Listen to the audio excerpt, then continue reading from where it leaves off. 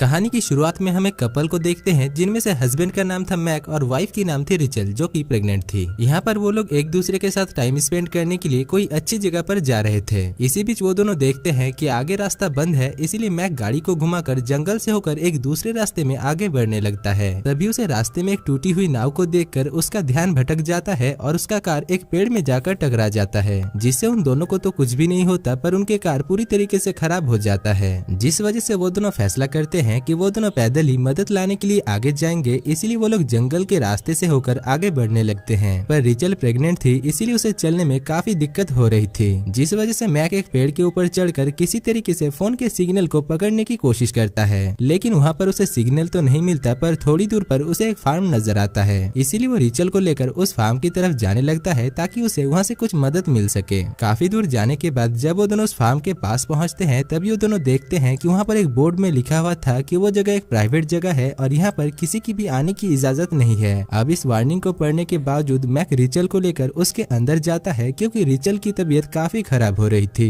थोड़ी देर में बॉब नाम का एक आदमी कार्ड लेकर वहाँ पर आ जाता है और वो मैक के साथ काफी बदतमीजी से बात करने लगता है। लेकिन जब वो रिचल को प्रेग्नेंट हालत में देखता है तभी वो उसके साथ काफी पोलाइटली बात करता है और उससे पूछता है कि तुम्हारे पेट में जो बच्चा है वो लड़का है या लड़की। जिसके जवाब में रिचल उससे कहती है कि उसके पेट में जो बच्चा है वो एक लड़का है। अब उस आदमी के इस बदलते हुए बिहेवियर से मैक को काफी अजीब लगता है, पर मजबूरी के चलते वो रिचल को लेकर उस आदमी के साथ उसके घर जाने लगता है। रास्ते से होकर जब वो लोग जा रहे थे तभी रिचल एक लड़की को देख पाती है, लेकिन जब वो मैक को इसके बारे में बताती है तभी मैक देखता है कि वहाँ पर कोई भी नहीं था। खैर इसके बाद वो लोग बॉब के घर पहुँचते हैं, जहाँ पर बॉब की बीबी एग्नेस और उसके दो बेटे ल्यूक और डेविड उन दोनों को काफी अच्छी तरीके से अपने घर में स्वागत करते हैं। एग्नेस मैक और रिचल को लेकर घर के अंदर जाती है और उन्हें अपना कमरा दिखाकर कहती है कि कल सुबह तक मदद आ जाएगा। जिसके बाद वो लंच रेडी करने के लिए वहाँ से चली जाती है। इधर उसके जाते ही रिचल मैक से कहती है कि इस फैमिली की बिहेवियर काफी अजीब है और ल्यूक और डेविड को देखकर ऐसा नहीं लगता है कि वो दोनों सगे भाई हैं। दूसरी तरफ हम एग्नेस को देखते हैं जो कि दरवाजे के बाहर से उन दोनों की बातें सुन रहा था। इसके बाद जब वो लोग लंच कर रहे होते हैं तभी एग्नेस उन दोनों के सामने ऐसे दिखाता है जैसे कि ल्यूक और डेविड उनका सगा बेटा है। तभी रिचल वहाँ पर एक फोटो में उस लड़की को देख पाती है जिसको उसने रास्ते में देखी थी,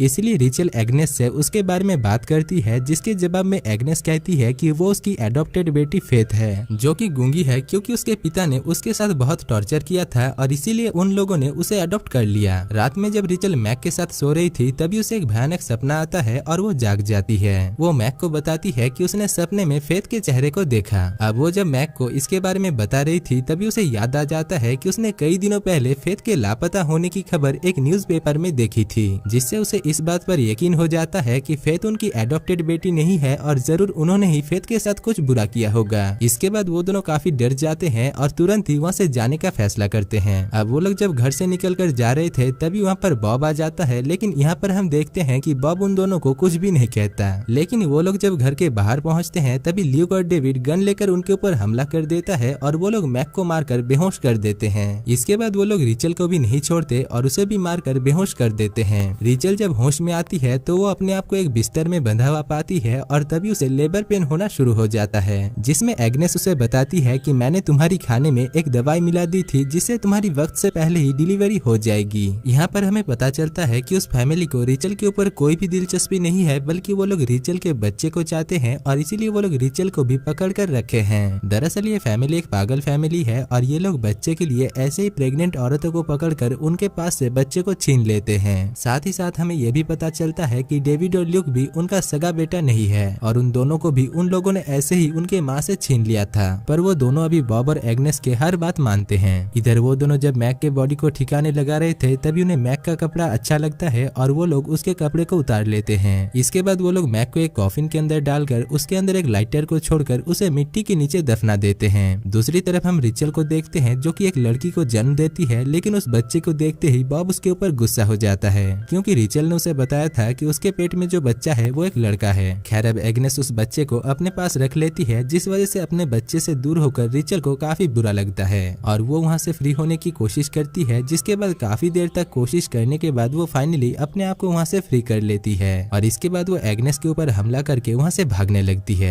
पर तभी वहाँ पर बॉब और उसके दो बेटे आकर रिचल को पकड़ लेते हैं और इसके बाद वो लोग रिचल को बाहर शेड में ले जाकर बांध देते हैं, क्योंकि अब उन्हें रिचल की ज्यादा जरूरत नहीं थी और वो लोग बस रिचल को उस बच्चे को दूध पिलाने के लिए ही जिंदा रखे थे। इसीलिए जब भी उस बच्चे को भूख लगती थी वो लोग रिचल के साथ जोर जबरदस्ती करके उस बच्चे को दूध पिलाते थे। साथ ही साथ वो लोग रिचल को एक जंजीर से बांध कर रखे हुए थे और कुछ ही समय पहले रिचल ने एक बच्चे को जन्म दी थी, इसीलिए वो धीरे धीरे कमजोर होकर वहीं पर ही बेहोश हो जाती है। दूसरी तरफ हम मैक को देखते हैं जो कि होश में आता है और वो देखता है कि वो एक कॉफिन के अंदर बंद है जो कि मिट्टी के काफी नीचे गड़ा हुआ है। अब काफी देर तक वो उस कॉफिन से निकलने की कोशिश करता है और सुबह होते होते वो किसी तरीके से उस कॉफिन से बाहर निकल जाता है। इसके बाद वो उसी हालत में बिना कपड़ों में जंगल में भागने लगता है और तभी उसे कुछ लोगों की बात करने की आवाजें सुनाई देता है और वो उस आवाज को फॉलो करके उनके पास पहुंच जाता है। वो लोग दो आदमी थे जो कि उस जंगल में घूमने के लिए आए थे। इधर मैक जब उन्हें अपनी प्रॉब्लम के बारे में बताता है तभी वो लोग सोचते हैं कि मैक शायद पागल है, इसीलिए वो लोग मैक की बात को ज्यादा सीरियस में नहीं लेते,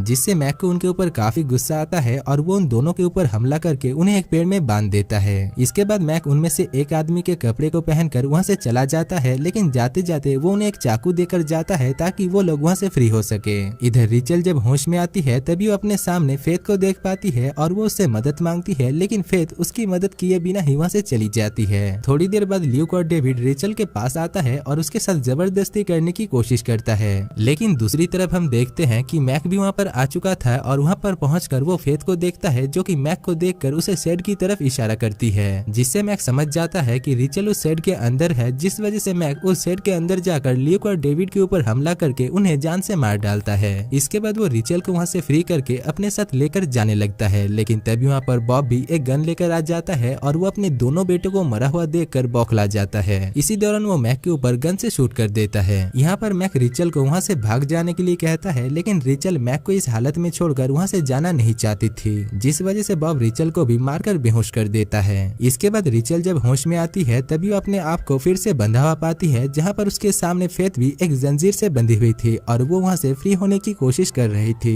रिचल उससे मदद मांगती है और वो दोनों किसी तरीके से उस दीवार को तोड़कर वहाँ से निकल जाते हैं। अब रिचल उस घर के अंदर जाती है और अपने बच्चे को ढूंढने लगती है। दूसरी तरफ हम बॉब और एग्नेस को देखते हैं जो कि अपने मरे हुए बेटे को दफन कर रहे थे। यहाँ पर एग्नेस काफी दुखी थी, इसलिए वो घर जाने से इनकार कर देती है और बॉब अकेला ही घर वापस आने लगता है। इधर घर के अंदर रिचल अपनी बेटी को लेकर वहाँ से भाग रही थी, पर तभी वहाँ पर बॉब आकर रिचल के ऊपर गन पॉइंट कर देता है। रिचल उससे कहती है कि मैं बस अपनी बेटी को दूध पिलाने के लिए यहाँ पर आई हूँ और दूध पिलाकर मैं यहाँ से चली जाऊंगी। जिसके बाद बॉब अपनी गन को नीचे रख देता है और तभी रिचल उसके ऊपर एक चाकू से हमला करती है और उसे जान से मार डालती है। अब रिचल बॉब के फोन को लेकर पुलिस को कॉल करती है, लेकिन वो पुलिस को ये नहीं बता पाती है कि वो अभी कहाँ पर है, क्योंकि उसे उस जगह के बारे में कुछ भी पता नहीं था। दूसरी तरफ एग्नेस भी घर वापस आ गई थी और वो शेड की दरवाजे को खुला हुआ देखकर समझ जाती है कि रिचल जरूर घर के अंदर होगी, इसीलिए वो एक गन को लेकर घर के अंदर जाने की बजाय उस घर के चारों तरफ घूमने लगती है। इधर रिचल फेथ और अपनी बेटी को लेकर उस घर से निकल जाती है और बॉब के कार में बैठकर वहाँ से भागने की कोशिश करती है, पर तभी उसे पता चलता है कि एग्नेस ने उस कार को खराब कर दिया है, इसीलिए वो उस कार से निकलकर एग्नेस को मारने के लिए जाती है, लेकिन क्योंकि उसे गन चलानी नहीं आती थी इसलिए उसकी गोली निशाने से चूक जाती है और उधर एग्नेस उसके पैर में गोली मारकर उसे घायल कर देती है। इसके बाद एग्नेस जब उसके पास जाती है तभी हम देखते हैं कि घायल होने के बावजूद रिचल एग्नेस के ऊपर हमला करती है और उसके सर को पटक कर उसे जान से मार डालती है। अब उसके मर जाने के बाद वो अपनी बेटी और फेथ को लेकर जंगल से होकर जाने लगती है, लेकिन उसकी हालत इतनी खराब थी कि उससे एक भी कदम चला नहीं जा रहा था, इसलिए वो वहीं पर ही गिर जाती है। तभी हम देखते हैं कि वहाँ पर पुलिस भी उसे ढूंढते हुए आ जाते हैं और वो लोग रिचल को रेस्क्यू कर लेते हैं। अब वो लोग जब रिचल की ट्रीटमेंट कर रहे थे तभी रिचल देखती है कि वहाँ पर एग्नेस भी आ गई थी जो कि अभी तक मरी नहीं थी।